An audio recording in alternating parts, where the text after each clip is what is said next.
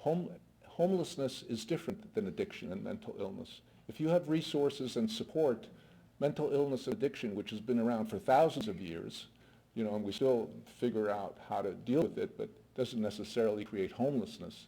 It's the intersection of the fact that people who are on disability and are poor and have no resources become homeless. We have misinterpreted that to think that it's their clinical problems that made them homeless, or lack of character. They're lazy, not lack of cash. So the system works pretty well. People go to shelter, and a lot of people have benefited from the system. It's not a total failure, otherwise we would have probably done away with it a long time ago, but it doesn't work very well, and it certainly does not work well for a group of people that we continue to see on the streets every day that go in and out of shelter and jail and hospital. That group that we see on the street is only about 15% of the homeless. The rest we don't see. People we see are 15% of the homeless, and yet we've created an entire industry based on that 15%. And so it's a little misdirected, but that's where public perception is, and that's what drives public policy. That's the group that we focused on for the Housing First approach, because that group was not doing well by trying to get sober or trying to go into treatment and then housing. Housing in the homeless industrial business is something that has to be earned through a demonstration of participation in treatment. It's very hard to be in treatment and stay focused on treatment when you're thinking about survival. So what did we do? We decided that the way that we were going about it over and over again, insisting that people get sober before they get housed, wasn't working, and we gave up our beliefs and assumptions and took a new approach. And the approach we took basically was to admit that we didn't know what we were doing, and that what we were doing wasn't working, and doing it over and over again, as you all know, is a definition of insanity when we're expecting different results by trying the same thing. And we trained ourselves through this psych rehab approach to turn over the decision-making to the client. We thought, who better to ask than the person who's suffering in this condition, and what would they think is the best way out? It was remarkable, the clarity and the consistency of the message. Isn't it obvious? I just need a place to live, a simple, decent place to live like I had before I was on the street. The problem was that we couldn't get anyone into the kind of housing, permanent supportive housing or other housing programs, because the housing being built for people who were homeless, mentally ill, and addicted required that you show up and have no symptoms of being mentally ill or addicted. You had to be clean and sober for 16 months or 18 months, and you had to be participating in treatment. So we created a program called Housing First with a grant from the State Office of Mental Health, and we took people right from the streets into a place of their own. We rented apartments, starting with Hell's Kitchen and then Harlem and the South Bronx, because the market kept changing. And we just invited people to, we're going to do it their way. You don't want to go to treatment? It's okay. And we would bring people into the house and we would visit them. You had two requirements in the program. You have to sign the lease and be a good tenant like everyone else. It's not, you can't violate the lease, you'd be evicted. And you had to agree that we would visit you. We were putting people in very frail, vulnerable situations in these apartments, so we must visit to make sure they were okay. This is a picture of Skouda. It's a little village in Greece, where I was born, actually, and have insisted that my kids go back to every summer, and my wife, who's American. I used to tell her I was lucky, but then one of my friends was there for the summer who said, wait, you come here every summer, you stay with his mother, and you don't even speak Greek, and you stay in this village? And says, you're a saint. Now we're considering Thailand for the summer. But why this village, and why would I put that there? Because what's amazing in these villages, and there's a lot of downsides to it as well, but everybody in the village belongs. Everybody in the village belongs. There are people that live across the street from my mother's house, a guy who's, I'm sure, You know, if we were clinically looking at, he's probably bipolar, big ouzo drinker. And, you know, he works the fields and he rents at night. No one thinks about it. This is Zacharia, and it's okay. And he's part, and he goes to Cabanillo. He belongs. Everybody belongs. There's no sense of discontinuity. There's no us and them. And I think what we've lost in urbanization, and certainly even using these labels like homeless, as if it's a different type of person rather than a condition. It's not a trait of a person. It's the situation they're in. Mental illness. The labeling creates distance and has, I think, in some way separates us from what the solution is. And I think some of the Christian values that the Bishop talks about, I think that's the intersection of where is the right intervention. The right intervention is we treat homeless people like we would treat our brothers and our sisters. And then the solutions become much more obvious and much less complicated. I can tell you that the program works very well. You know, housing is a basic right. You don't have to earn it. It's something that's given. There's been randomized controlled trials that show that this program, 80% successful compared to the treatment as usual, 40%. 80% when you use housing first and then treatment. It's not housing only, and 40% for treatment then housing. In the veterans case, they used housing first to 70,000 homeless veterans. There was a consensus both on the red and blue parties that these veterans had to be housed. They used housing first, bringing them into apartments with HUD vouchers, and the VA provided the social services. 60+ cities have ended veterans homelessness in America. It's a 94% reduction in New York City. And we're on our way to actually ending it because there was a consensus there that veterans are worthy. Veterans deserve to be housed. It's spread, it's a program that has addressed the need in many different countries, and these are some of the places that are doing housing first now. Thank you.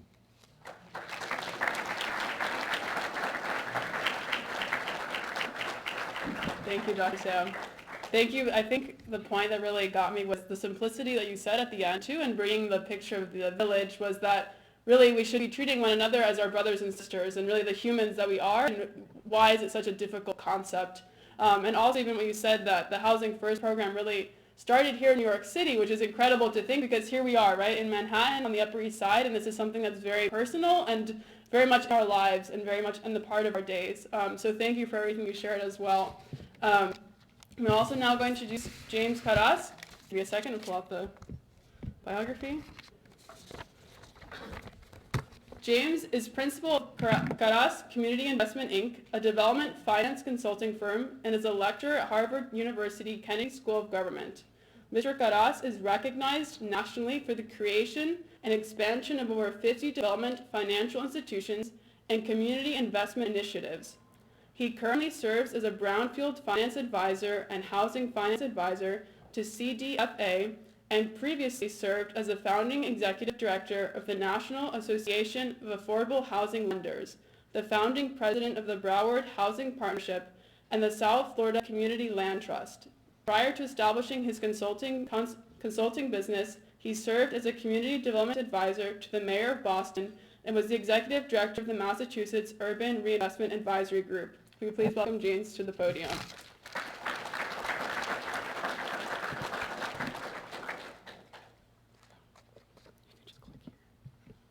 Thank you.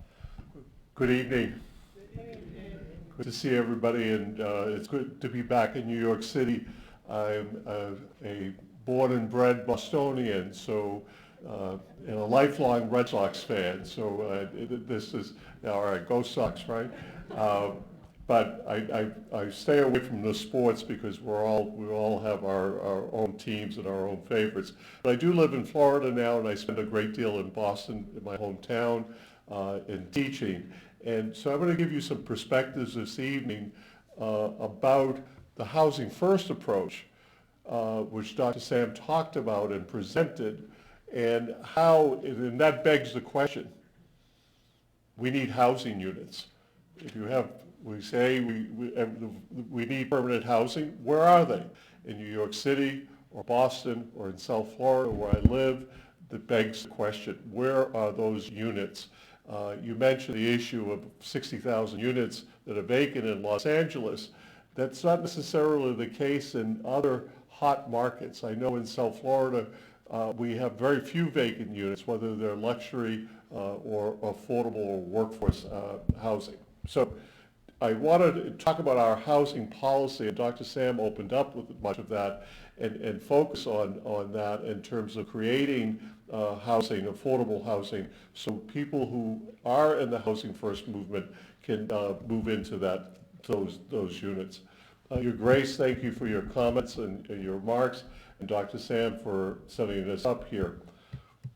I want to think a little bit about the context of housing. How many have ever heard of the book or read the book Evicted by Matt Desmond?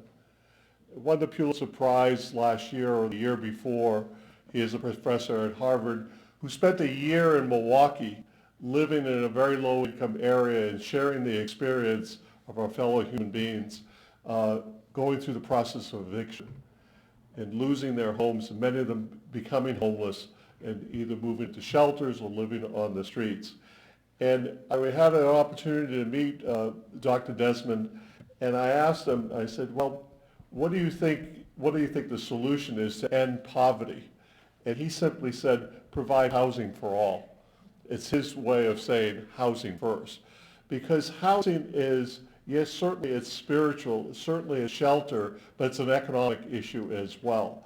And when we end poverty, we need to end homelessness, and we need to address the issue around providing shelter for all.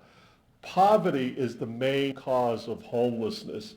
It's an economic issue shrouded with issues around race and the role of government. And as Dr. Sam indicated, years ago we had a very a federal government that said, in terms of housing, let's create public housing. And part of the New Deal and right through the 40s and 50s, public housing. I grew up in the projects in Boston, next to the cathedral, Annunciation Cathedral, the Mission Hill Extension Annunciation Housing Project.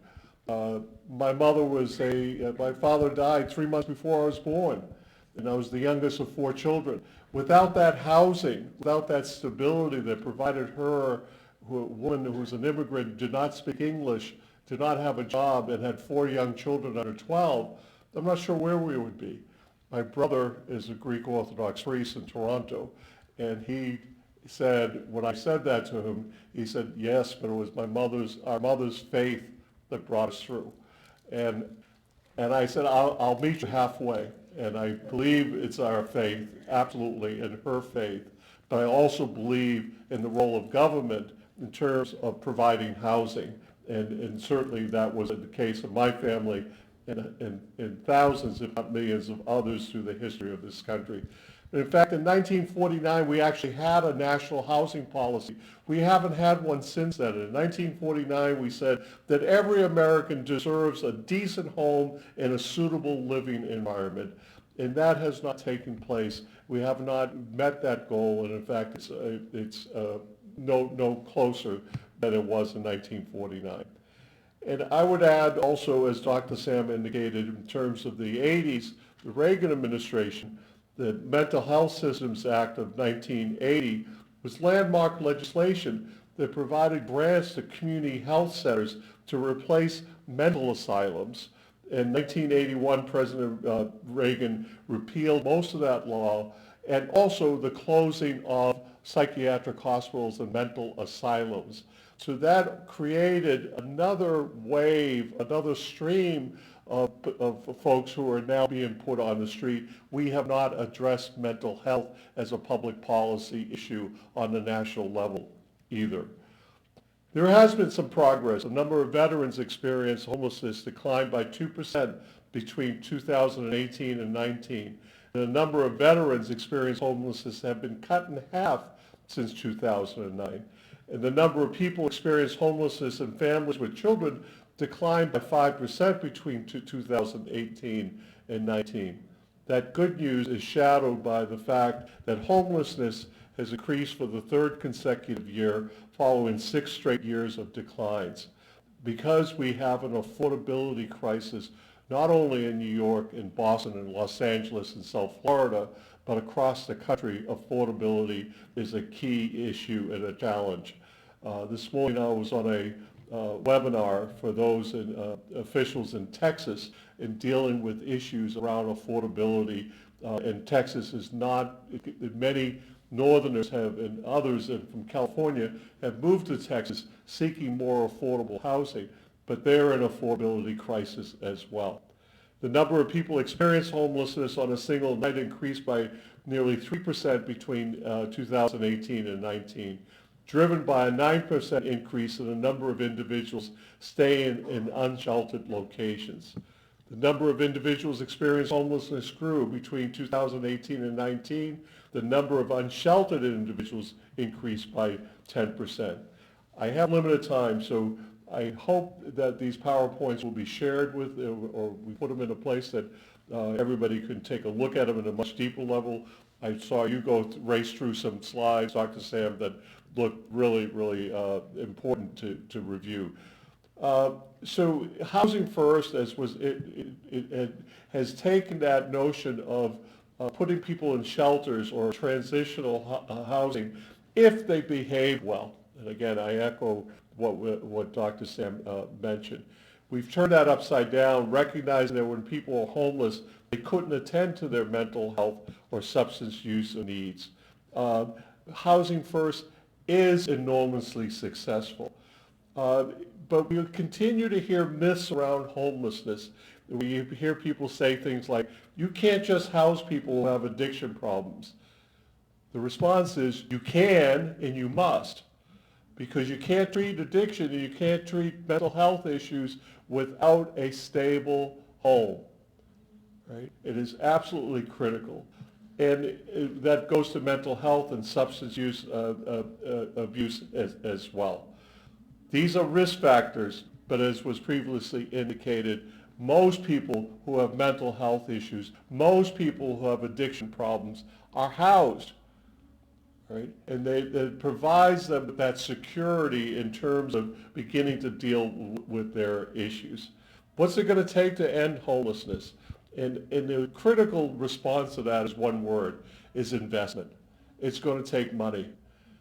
And I say this with my heart and with a great deal of sincerity, and I was touched in speaking to so many of you at the beginning, representing the nonprofit and social service agencies and our efforts by our Philoptochos and other charitable organizations. We're putting our fingers in the dike. We're hope that stream doesn't become powerful. But to end homelessness, it's going to be an economic issue. It's going to be a public policy issue. And that economic issue is investment. Now, where does money come from? So it comes from the public sector and it comes from the private sector. Simple economics.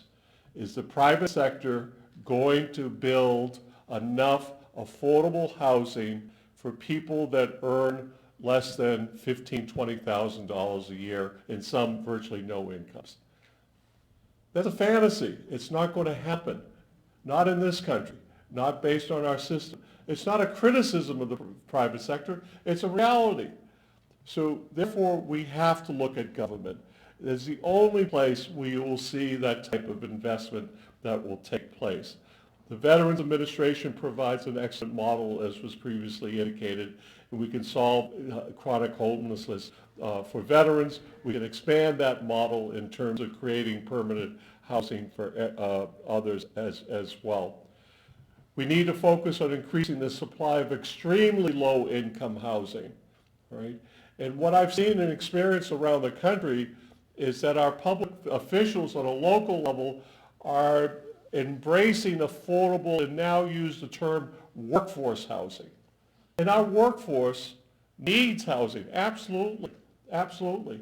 But what we do is we focus on a constituency, a political constituency, that is in need for housing at the expense of extremely low income. And often because we don't want to, one, the extremely low income, very poor people, people living in poverty or homeless, don't vote. They're not a political constituency. They're not a political force in this country.